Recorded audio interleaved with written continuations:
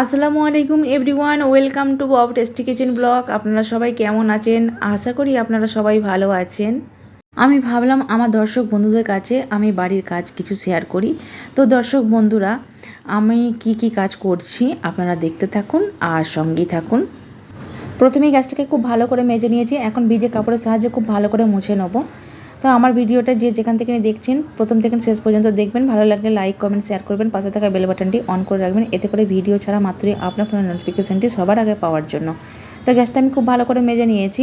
আগে থেকে নিয়ে আমি ভাতটাকে কিন্তু বসিয়ে দিয়েছিলাম, ভাতটা কিন্তু হয়ে গেছে। তো দর্শক বন্ধুরা দেখুন, ভাতটা কিন্তু হয়ে গেছে। এখন ভাতের মাঠটাকে আমি ঝরিয়ে নেবো। তো আমি ভাতের মাঠটাকে খুব ভালো করে ঝরিয়ে নিচ্ছি। তো খুব ভালো করে মাঠটা আমি ঝরিয়ে নেবো। আর একদিকে আমি চুলায় কিন্তু আমি তেলটা আগেই বসিয়ে দিয়েছি, তেলটা খুব ভালোভাবে গরম হয়ে গেছে। পেঁয়াজ কাঁচামরিচ সব দিয়ে দেবো। আজকে আমি রান্না করব ভেন্ডি আলু চচ্চড়ি।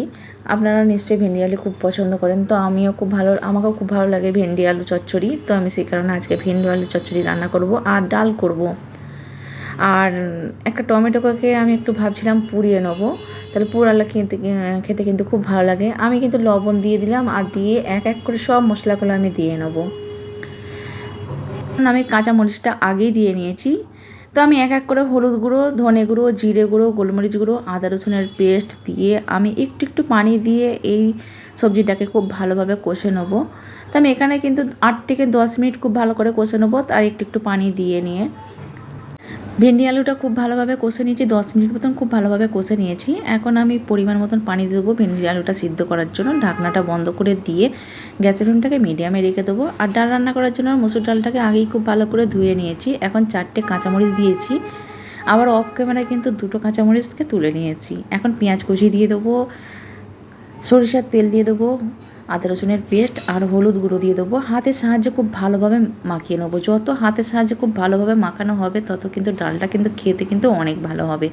চেষ্টা করবেন হাতের সাহায্যে খুব ভালোভাবে মাখানো। তারপরে আমি ডালটা সিদ্ধ করার জন্য পরিমাণ মতন পানি দিয়ে নেবো। ঢাকনাটা বন্ধ করে দিয়ে গ্যাসে চাপিয়ে দেবো। গ্যাসটা কিন্তু মিডিয়ামে রাখবো।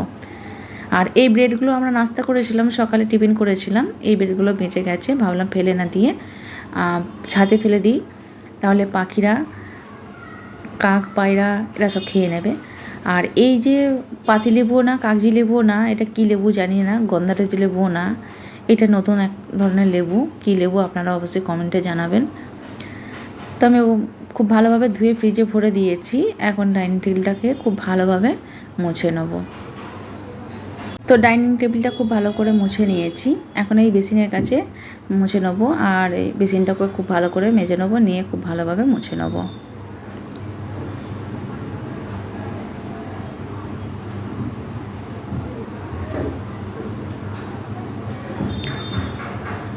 তো মোচা হয়ে গেছে। আর এদিকে আমি ডালটা সিদ্ধ হয়ে গেছিলো, আমি ডাল ঘুটনি দিয়ে খুব ভালোভাবে ঘুটে নিয়েছি। আর লবণটা আমি দিয়ে দিয়েছি আগেই অফ ক্যামেরায়, আমি ওই জন্য লবণটা একটু দেখিয়ে দিলাম।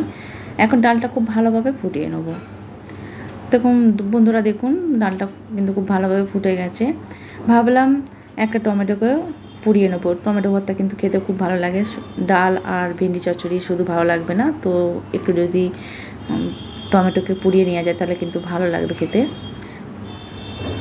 ভেন্ডি চচ্চড়িটা হয়ে গেছে, এখন গ্যাসের ফ্লেমটাকে বন্ধ করে দেবো। তো ভিডিওটা যে যেখান থেকে নিয়ে দেখছেন অসংখ্য ধন্যবাদ এতক্ষণ আমার ভিডিও দেখার জন্য।